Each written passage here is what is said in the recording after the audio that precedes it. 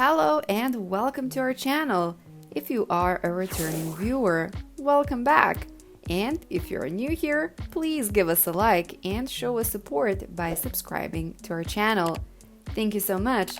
Now, without further ado, let's get into the video. Dumb money advice that poor people give is what hinders people from achieving greater heights in life. It's pretty noticeable how poor people give advice to people who are just as broke as they are, and unfortunately, some need attention and follow these pieces of advice. Sorry to burst your bubble, but you have to know that a bit of advice isn't always valuable. You have to pick only the good ones. And to lessen the noise inside your head of whom to listen to, avoid taking advice from people that are less successful than you. Be critical of the voices around, and don't just tread on the heels of other people's guidance in disguise. So here are pieces of advice that poor people often share. Investing is extremely risky. Poor people think that investing is no different from gambling because the high risk is necessary to profit. However, this advice is a myth. Real entrepreneurs don't place their bets on high-risk investments, but they do everything in their power to lower the risk. And how do these entrepreneurs minimize risks?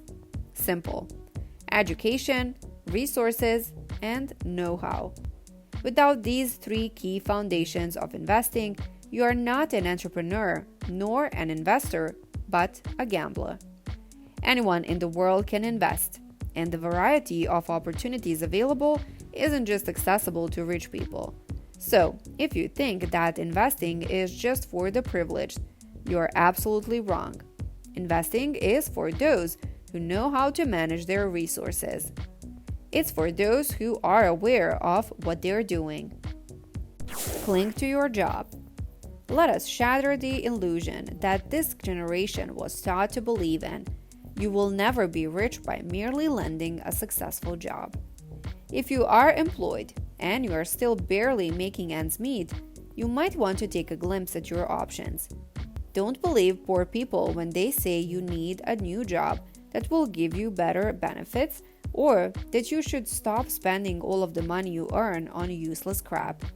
They just tell you such advice because most successful people they say they saw or knew grew up working in offices. But if you open your eyes, you will realize that employees never get rich. The owner and the shareholders just take advantage of their skills and pay them the bare minimum. If you aspire to be rich, better start a business and don't hold on to your lower paying job. Stop trying to get into the industry. Perhaps you have or you know someone who wants to try entering a particular industry, but someone just persuaded out that by saying, "I know someone who has a friend whose friend tried to do the very thing you want to do.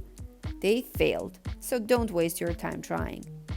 Or something like, "You will never thrive in the industry unless you know someone from the inside. Otherwise, you won't make it on your own." Guess they didn't tell you that this advice to harm you, and maybe they just want to save you from embarrassment and failure, but following this won't do you any good. Nepotism is surely alive and widespread in some countries up to these days. However, the world is changing at an accelerated rate, and this practice is getting stamped dramatically. Whatever it is that you want to do, do it. It's better to rent than own. Some say that renting allows people to have mobility, but most people who share the same sentiment live in the same apartment for decades. Set your thoughts straight. If you are going to stay in the same place for over a decade, you are better off taking a mortgage instead of renting. A 5-year time frame is enough for the value of a property to appreciate. So, instead of letting the landlord suck you dry, better build equity in the home. By chance, you suddenly want to leave for another place, you can still simply put the property at a sale in the current market and conditions and make a profit. You need money to make money.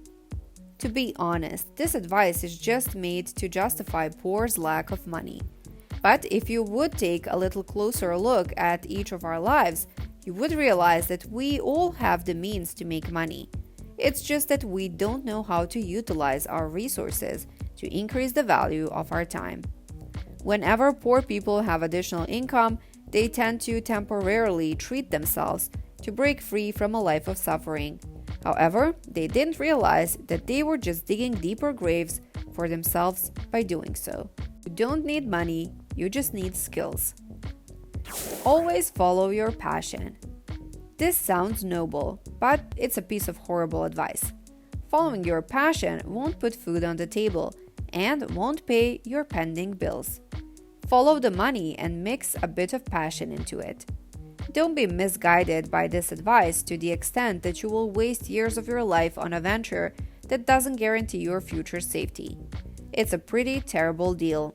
You can do something for money and pursue your passion on the side, which will be a win-win situation for you. Save it to buy that little something you love. Don't be the type of person who has $2,500 purse but doesn't carry the same amount in it. Do you think spending your hard-earned money on trivial material things makes sense? Money loses value over time because of inflation. So, if you would just save it for the sake of saving it, it will become worthless sooner or later. Rather than putting your money in your bank account or in the cute little piggy bank in your home, invest it. There are a lot of trading apps these days that automatically place savings into safe investments. We are not telling you to gamble your savings though. You could go for safe investment vehicles that could help your savings grow steadily over time. Slow and steady wins the race. What is the main purpose of a race? To see who will get to the finish line the fastest.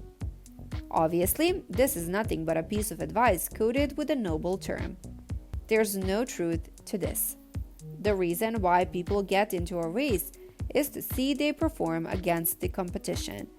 The fabled story where the turtle beats the rabbit doesn't happen in real life. In reality, the rabbit always beats the turtle in terms of speed every single time. To win the game of life, it is necessary to be agile, driven, and capacitated to crush every obstacle that comes along the way. It's not the slow and steady that wins the race, it's the fastest and resolved. That was today's video. Thank you so much for watching, and I hope you enjoyed it and that you learned something interesting. Comment down below what you liked the most about this video and suggest any topics that you would like to hear about in future videos. To show us support, please give us a like and subscribe to our channel, and I will see you in the next video.